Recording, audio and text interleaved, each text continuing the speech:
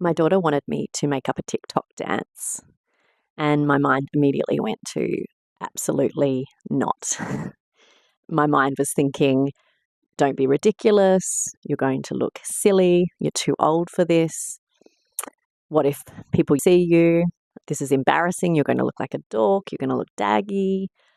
And it's funny because I used to teach people this very thing, which is how not to get hooked by your thoughts. And I'm human and I'm still having these thoughts. So I still overthink. I still get stuck in my head sometimes and swept away by thoughts. So it was the school holidays though, and there was this song that we'd been singing all day, and my daughter really wanted us to make up a dance to it. And we were down at the park and she asked, come on, Mum, let's do a TikTok dance. And then again in the driveway when we were home. And she was completely in it. She was laughing, she was making up the different moves. She was not worrying whether we would look silly. She just wanted to enjoy the moment. But meanwhile, I was standing there with a choice and all of these thoughts in my head saying why I shouldn't do it. And I could choose to stay in my head, or I could accept the invitation that was right in front of me.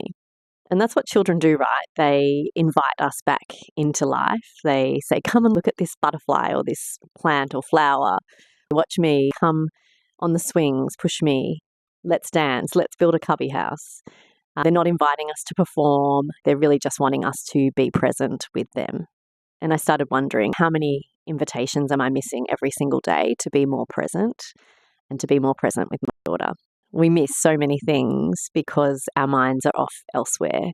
It could be an invitation to dance, it could be an invitation to stop and to watch a sunset or to laugh with a friend, to take the scenic route home or a different route home, to jump into the ocean when you think your mind's telling you it's too cold or don't be silly, to call someone perhaps that you love, or to really notice the smell of the coffee in the morning.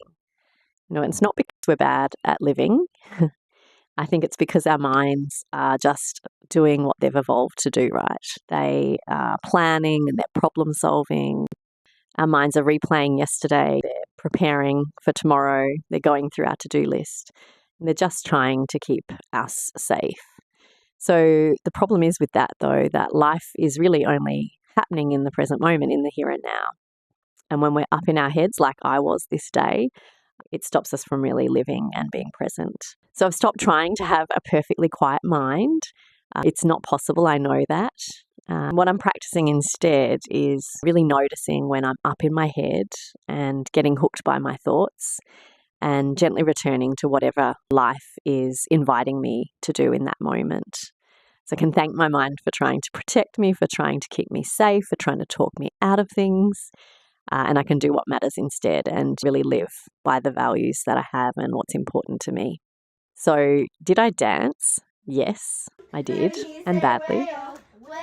But the moment that I stopped performing or getting hooked by my thoughts and judging myself, that's when I really had fun. My daughter lit up, we laughed, it didn't matter what the neighbours thought.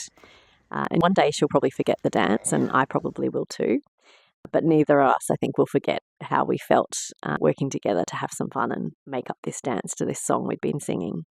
I'm really grateful too that my mind didn't get the final say. I think I could have come inside and said, well, you do it, I'm going in. But instead I chose to be present and have fun and not let my mind win. So here's something I've been wondering. What invitations am I missing? And this is an invitation for you also. What invitations have you been missing? What invitation is life offering you where perhaps your mind is just too busy and your mind's talking you out of accepting those invitations? Let me know in the comments. I'd really love to know. Perhaps you can resonate with something recent that's happened to you where your mind has talked you out of something or tried to talk you out of something. We can instead just gently, quietly notice that these thoughts are trying to pull us away and notice and name them and come back to what it is we are doing and the things that are important to us. And in that moment, it was really important for me to have fun with my daughter and be present with her rather than getting sidetracked by my crazy, silly mind, being worried about who could see us in the driveway when clearly no one could anyway. So if that voice in your head, that one that told me that I'd look ridiculous and dorky and that I was a really bad dancer and I should give up, if you've got that voice too, then I've made a whole video about the inner critic, and I think you'll like that one if you go to that next. Thanks for being here, and I'll see you in the next video.